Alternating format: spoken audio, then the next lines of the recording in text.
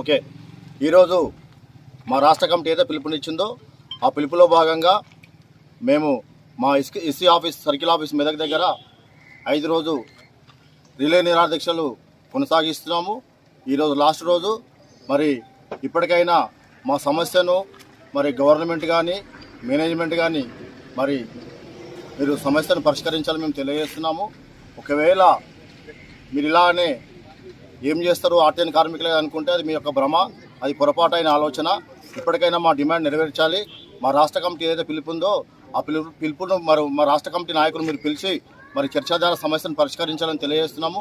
రాబోయే కాలంలో మా ఉద్యమాలు ఇంకా మీరు ఇప్పటికైనా నిర్లక్ష్యంగా ఉంటే రాబోయే కాలంలో మా ఉద్యమాన్ని ఇంకా కొనసాగిస్తామని తెలియజేసుకుంటూ మరి ఇప్పటికైనా మన గౌరవనీయులైన రాష్ట్ర ముఖ్యమంత్రి శ్రీ రేవంత్ రెడ్డి గారు, మా శాఖ మంత్రి వర్యులు భట్టి గారు కూడా మా రాష్ట్ర నాయకులు పిలిచి ఈ కన్వర్షన్ అనే సమస్యను మీరు పరిష్కరించాలని తెలియజేస్తున్నాము.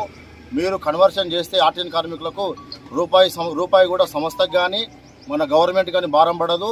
ఇది మీరు గమనంలో పెట్టుకొని, ఎందుకంటే ఇప్పటికే గవర్నమెంట్ లాస్లో ఉంది, గవర్నమెంట్ ఆర్థిక పరిస్థితుల్లో మీరు అనుకుంటున్నారు కదా సార్, అది తప్పైన ఆలోచన. మాకు ఉన్న జీతంతోనే కన్వర్షన్ చేయాలని మేము అడుగుతున్నాం.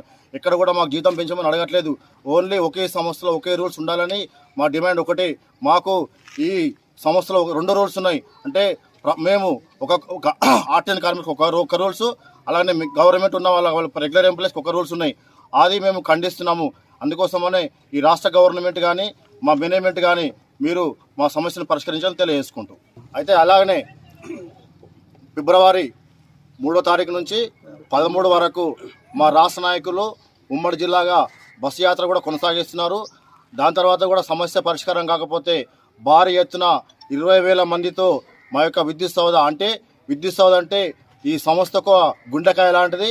ఆ గుండెకాయని 20,000 మందిని మేము ముట్టడించబోతున్నాము. ఈ ఎలాంటి నష్టం జరిగినా కూడా ఇది గవర్నమెంట్ బాధ్యతనే. కాబట్టి ఇప్పటికైనా ఈ గవర్నమెంట్ కానీ ఈ మేనేజ్మెంట్ కానీ ఆలోచన చేసుకొని మా సమస్యను పరిష్కరించి మీరు మాకు సహకారంగా ఉంటారని, మా సమస్యను పరిష్కరిస్తే మేము 20,000 మంది మేము గుండెలు పెట్టుకుని ఈ గవర్నమెంట్ ఆదరిస్తాము. ఎందుకంటే ఈ టీఆర్ఎస్ గవర్నమెంట్ మమ్మల్ని మోసం చేసింది. ఆ గవర్నమెంట్ ఇంటికి పంపించినాము. ఈ గవర్నమెంట్ కార్మికులు మేము ఓట్లు వేయించుకున్నాము. మాకు కన్జ్యూమర్లు విలేజ్లో ఉంటారు. మా కన్జ్యూమర్లు విలేజ్లో ప్రతి ఒక్కరు మాకు పరిచయం ఉంటారు. ఆ కన్జ్యూమర్ దగ్గర పోయి మా ఘోషణ వినవించుకున్నాము. ఆ ఘోషణ ఈరోజు మీ గవర్నమెంట్ ఏర్పడ్డది. అందుకోసమని మీరు మాట ఇచ్చారు కాబట్టి మీరు ఇచ్చిన మాట ప్రకారము మాకు రెగ్యులర్ పోస్ట్లో కన్వర్షన్ చేయాలని మేము డిమాండ్ చేస్తున్నాం.